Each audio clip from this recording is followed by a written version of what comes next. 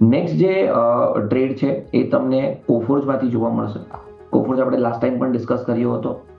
However 1100ના લેવલને break કરીને નીચે ગયો, પરંતુ સસ્ટેન નથી થતો અને પાછો 1100ના લેવલની ઉપર છે. સો આઈટીમાંથી કોફોર્જ હેમર કેન્ડલસ્ટિક્સ પેટર્નનું ફોર્મેશન ડેલી પ્રાઇસ ચાર્ટ ઉપર, એના પછીનું કન્ફર્મેશન વિથ વોલ્યુમ અને અગેન એની હેમર કેન્ડલનો જે હાઈ છે એની આજુબાજુ અત્યારે અવેલેબલ છે. તો ચોક્કસ જ કોફોર્જ લોંગ કરવો જોઈએ. 1100ની આજુબાજુનું ક્લોઝિંગ છે, લોંગ કરીને જાઓ. વોલ્ટાલિટી ઘણી વધારે છે તો 1070નો આપણે સ્ટોપ લોસ રાખશું અને ઉપરમાં 1200 પ્લસના ટાર્ગેટ માટે કોફોર્જ લોંગ કરશું. તો કોફોર્જ અને ઓરો ફાર્મા અમારા તરફથી બે બાયના ટ્રેડર્સ.